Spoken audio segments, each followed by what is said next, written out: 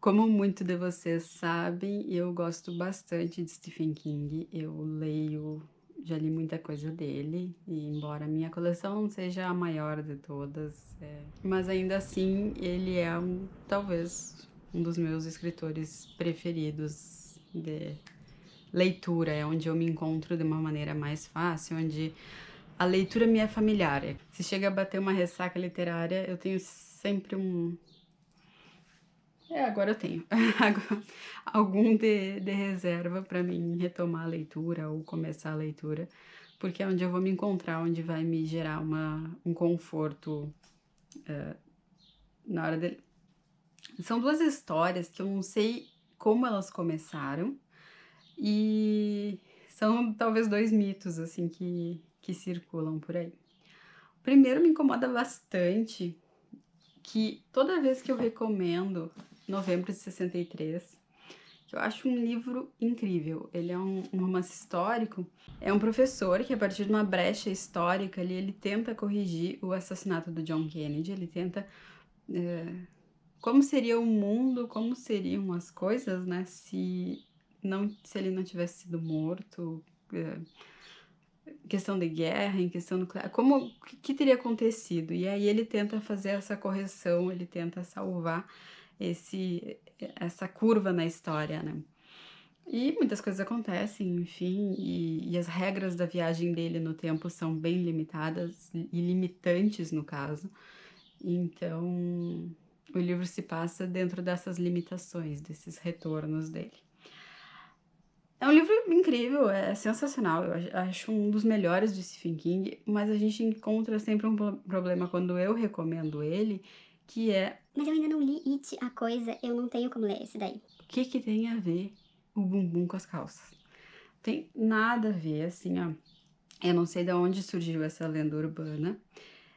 Todos os livros de Stephen King, eles têm uma referência cruzada a alguns outros casos e alguns personagens. E isso é uma das coisas que talvez gere mais conforto, porque a gente acaba se encontrando.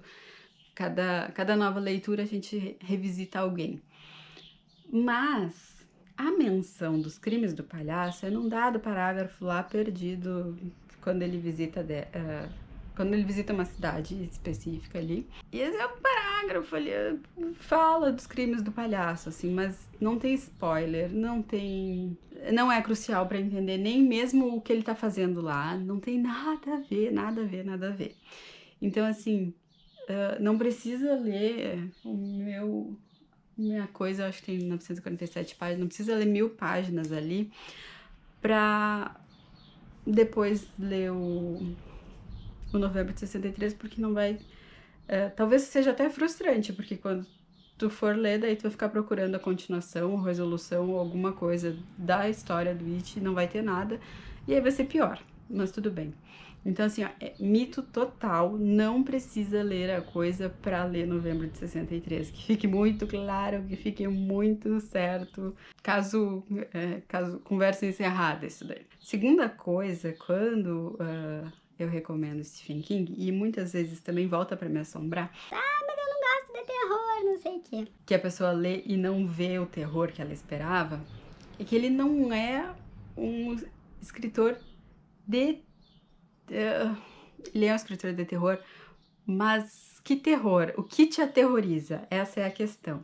Então, assim, a gente tem vários livros dele que tem sangue, tripas, morte, estocadas, facadas, de tudo e mais um pouco. Só que tem livros dele que ele retorna de uma maneira tão mais sutil, tão mais leve, tão mais indireta, assim, que às vezes frustra o leitor que busca terror. E o leitor que não quer tanto terror, começar, por exemplo, a leitura com desespero ali, o cara vai fugir loucamente, vai ficar louco da vida, porque é muito terror. Tem o Sombras da Noite, que também são contos que são contos bem, o conto dos ratos é de embrulhar o estômago, mas basicamente ele tem terror e ele tem outras coisas, e ele também não é tão terrível. Então é preciso não ver ele como um escritor de uma caixinha fechada, assim. Então, eu procuro um escritor de terror que todos os livros sejam mais ou menos do mesmo gênero, já começou errado. Não é Stephen King. Ele varia muito, se o teu medo é um relacionamento abusivo, ele tem um livro. Se o teu medo é medo de desaparecer do mundo, ele tem um livro. Se teu medo é de palhaço, ele tem um livro. Se o medo é de lobisomem, se o medo é de vampiro, se o medo é de extraterrestre. Enfim, ele circulou por todas essas, essas áreas, ele é bem completo nesse sentido. E na biografia dele, ele tem uma frase que remete a ele, que ele diz que o medo o medo do ser humano é uma porta entreaberta. Então, assim, ele sempre faz esse sobrevoo do terror sobre um pântano, assim, tu tá voando muito perto da água, mas não necessariamente tu vai encostar na água, que pode ter seres, cobras e crocodilos e tudo mais. Tu não sabe o que tá se escondendo ali embaixo. Então, assim, mas tu vai passar muito perto dessa água. Então, esse é o jogo do medo dele. É um jogo de insinuar e um jogo de provocar as coisas que te assustam.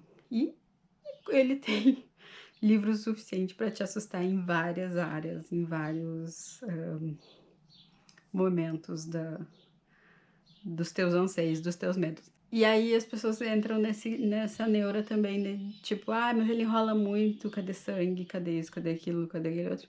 Porque exatamente o que se vende dele talvez não seja o que ele é de fato. Então, ele é decepcionante para muita gente. E só para encerrar agora, assim, que esses são os dois pontos que eu vejo mais lenda, assim, né, que vão passando de forma equivocada para frente e tomam uma proporção gigantesca. A questão, eu considero ele o melhor escritor do mundo? Não, ele é meu escritor preferido, mas eu tenho o discernimento de que, de fato, é perceptível, tem falhas, ele tem enredos, assim, que são cópias descaradas de outras situações.